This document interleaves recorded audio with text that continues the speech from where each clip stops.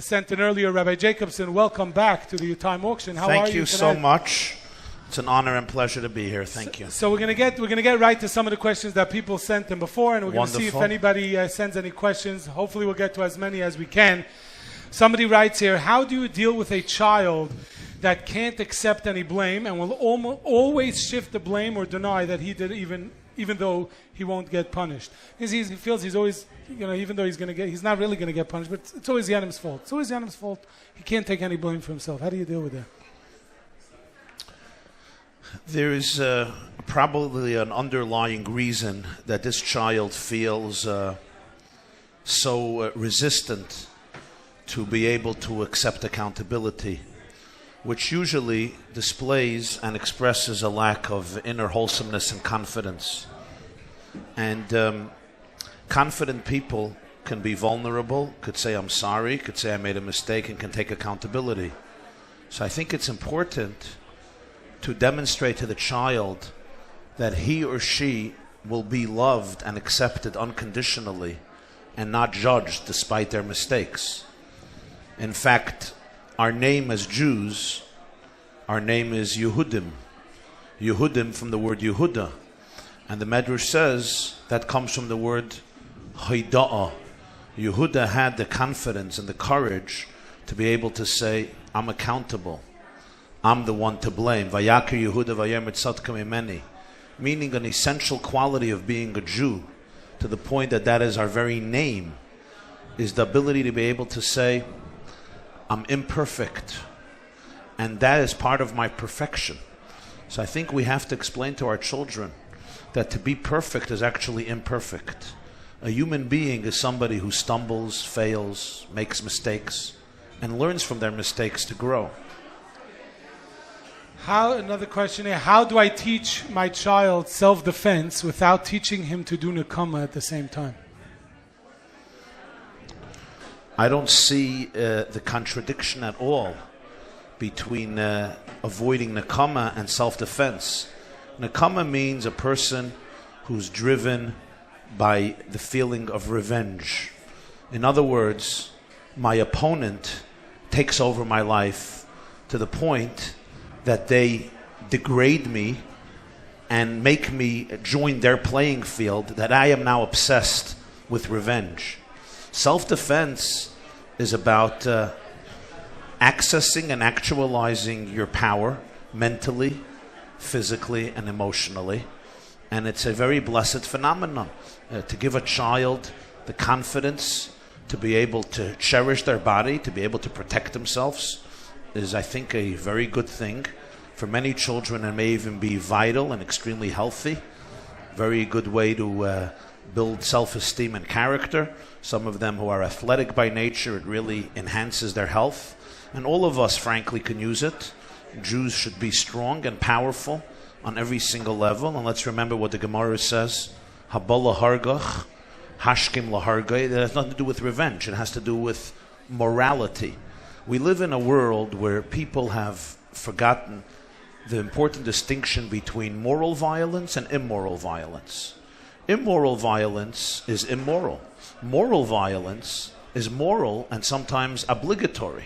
If I watch an innocent person being beaten or oppressed or abused, for me to be passive, that is immoral. That is a crime. In fact, when you see immoral violence, it's sometimes only moral violence that stops the immoral violence. Hitler, Yamach Shemoy, was not stopped through a bouquet of roses and a beautiful poem by Roosevelt and Churchill inviting him to undergo some anger management in Los Angeles. He was stopped through moral violence. The police, each day, and perhaps certainly each week and each month, save countless lives through moral violence. People who are listening and watching, you all know a story, 1 or 2 or maybe 10, and maybe it happened to you, where self-defense actually saved a life, or at least saved a person in one form or another, whether not a life, but from being wounded and so forth. So it has absolutely nothing to do with revenge.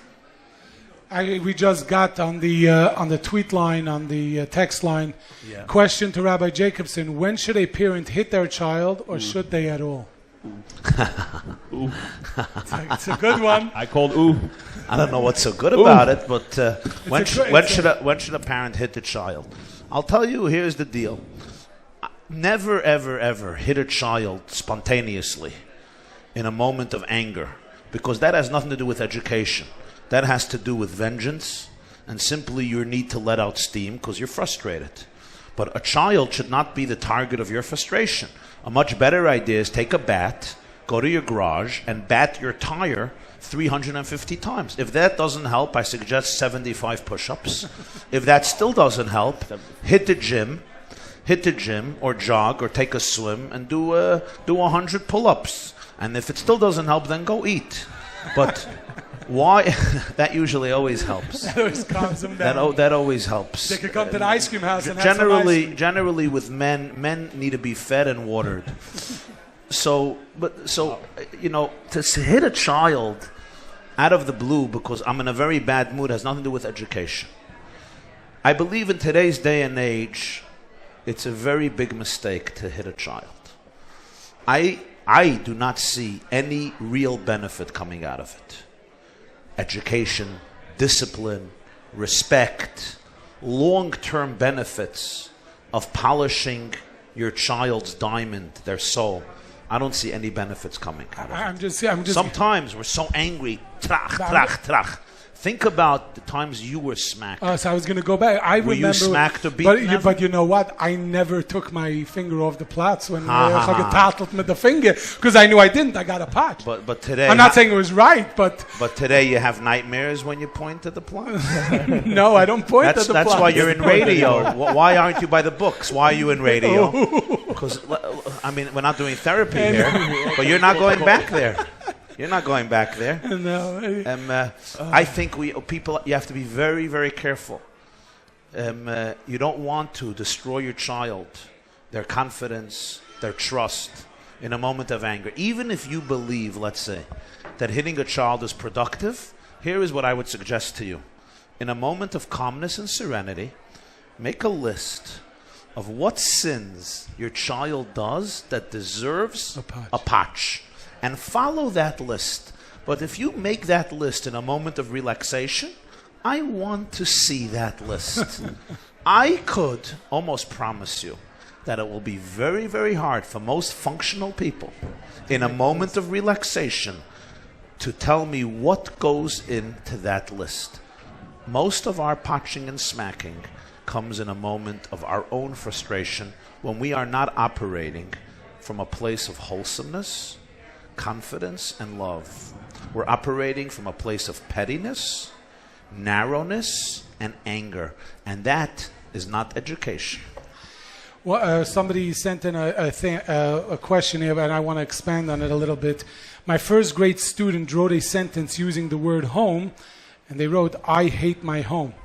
How should I react and deal with it? And I guess I want to expand on that. Sometimes when a teacher or somebody that's in the yeshiva sees something, and that might, how from within the school, how do you react to that? I think that the teacher should discuss it with the principal, or discuss it with some educational professionals who are hopefully employed or part of the school.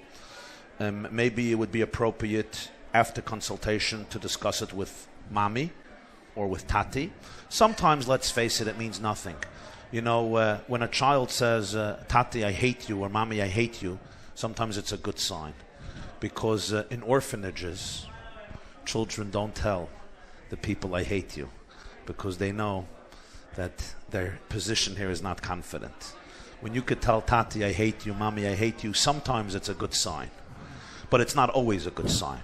So it's important to distinguish, is it a smokescreen for something more serious?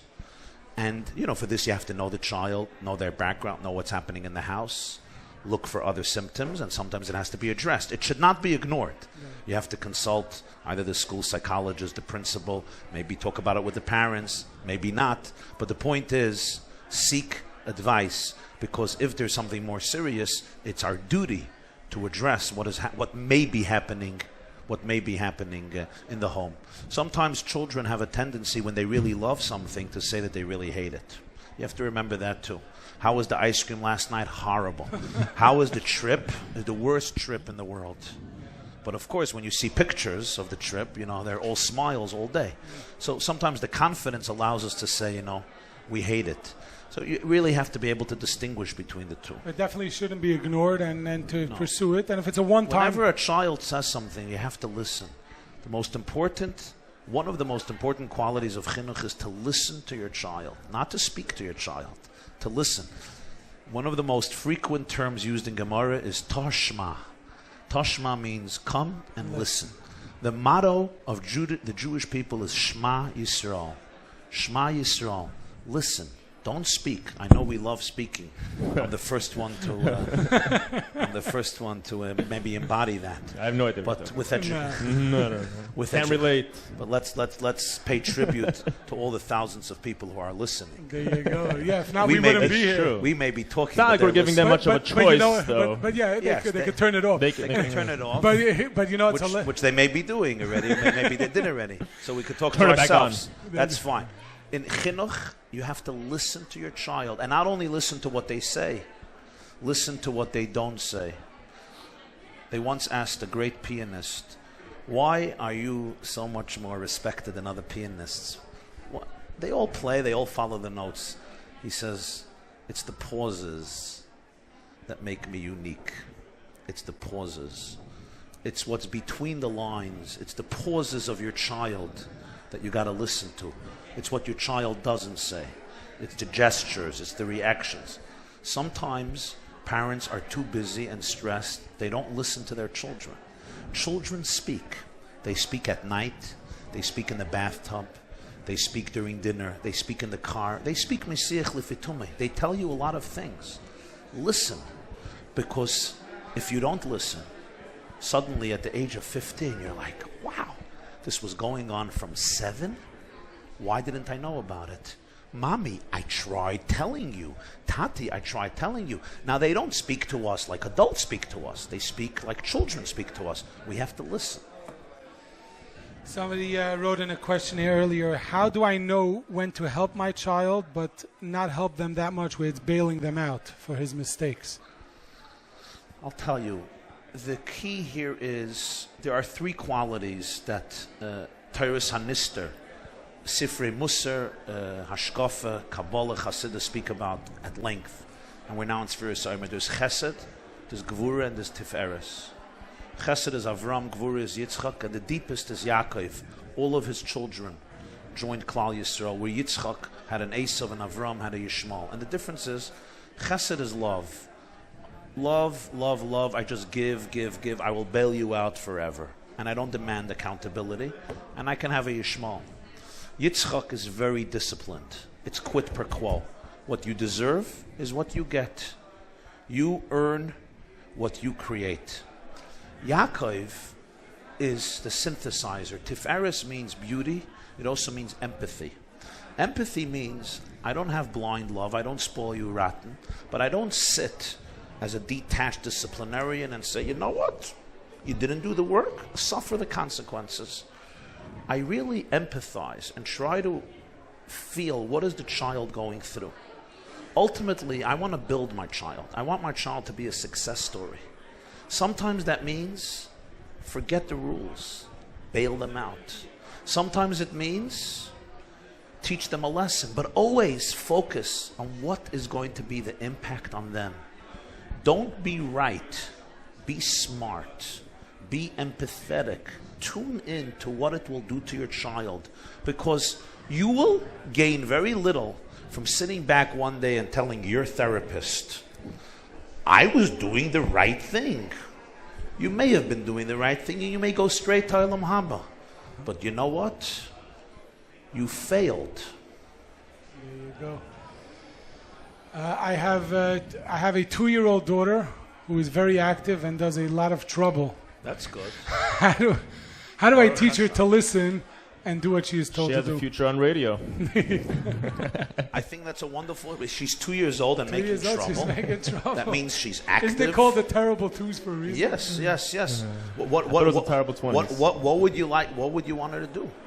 I'll tell you. I know of a particular child who was extremely lively, creative, and naturally aggressive, but it came from his love of life. He had a zest of life, and at some point, his parents noticed that he was like a different child. He was calm and relaxed.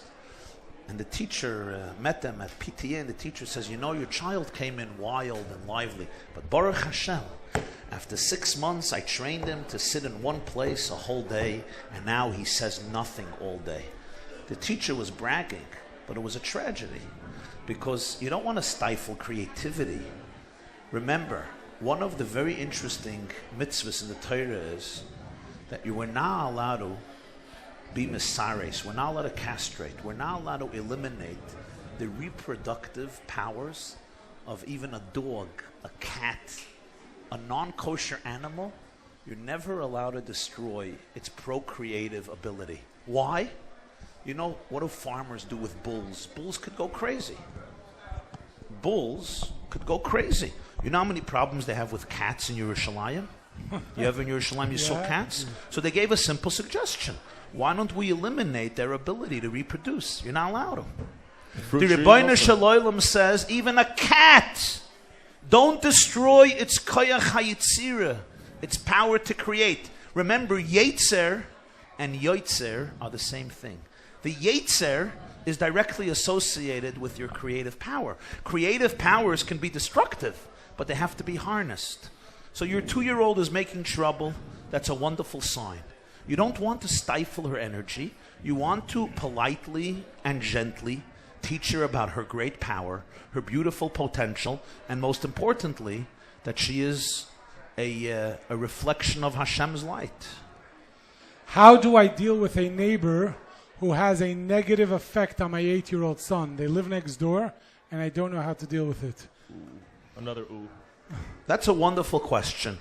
How do I deal with this neighbor? I guess there's... I'm not moving and they're not moving. So right. they're going to be neighbors for a while. They're going to be neighbors for a while. It's like us two tonight. Yeah. How do I deal with him? Right. Help me. So there's 2 models. Model number 1 maybe is simpler. Model number 2 is a little harder but much deeper. You want me to look there? Okay, I'll look there.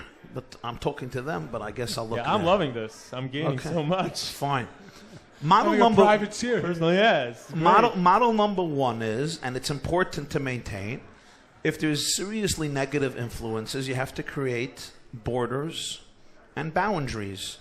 What's the expression of the poet? I think it was Robert Frost. Good fences, good neighbors make. That's true for adults, but it's also true for children. I have to put in the borders and the boundaries in place and replace the void by finding alternatives, and sometimes creative alternatives, which may be difficult, but I may not have a choice, because you want your child to be able to maintain his or her purity and his or her innocence. But there is also a second approach, which may also be necessary, and I guess both approaches are necessary at different points and in different moments, and that is, you know, we have an expression in the Gemara at the end of Masechta Sukkah. So I don't mean to call anybody a Rosh. I'm just using it as a borrowed term. What you're asking, whoever the questionnaire is, I'm dealing with an issue of Oila Rasha, Oila Shchena, meaning somebody who is behaving negatively is affecting their neighbor. Oila Rasha, Oila Shchena. Remember, why don't you reverse it?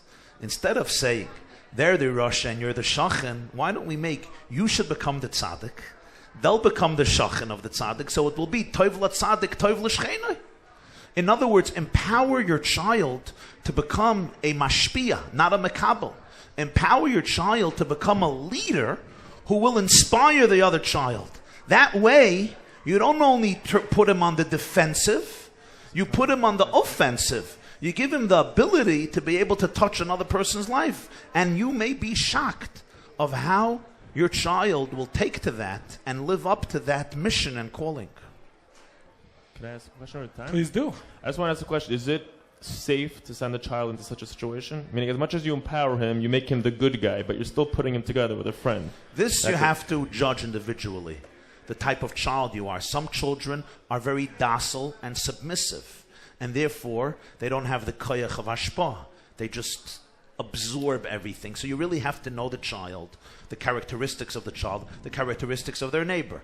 But this is the obligation of parents and educators, to really examine very well and really think every day about where our children are at and how we can do what we have to do in order to help them actualize their beauty, their soulfulness, their depth, and their power. Our final question for this segment, we're going to have another segment a little later with Rabbi Jacobson, but our final question for this segment, a sister and a brother, age 5 and age 4, they are always fighting and arguing. Is there any way to have them bond, or do you need to wait until they get a little older? Well, welcome to the club. This is what sisters and brothers have been doing since Adam and Chava. I mean, it happens to be the first murder was a brother towards a brother, but the reason he murdered his brother, is because they were fighting about a sister. So just remember that. That was the first, homicide in history. The point is, listen, a lot of this is natural. I don't think that means you have to wait till they get older. I think you have to seize every opportunity to help them communicate with each other and to maybe put them in situations that they will be bonding with each other. Sometimes when children are put in certain situations, the best and sweetest qualities come out of them. There are certain things that as parents we can do to help our children bond with each other, to help the brother and sister communicate, do fun things together. Sometimes he could be given an opportunity to protect his sister, or his sister to nurture her brother. So there are ways in which I think we could find the ability for more cooperation, especially if there's something perpetually going on that is nagging one of them, sitting on one of their hearts. So we have to listen to them. We have to understand what's bothering them. We have to talk to each one individually, but certainly part of it is just inherent to the familial reality. Thank you so much, Rabbi Jacobson. Thank you.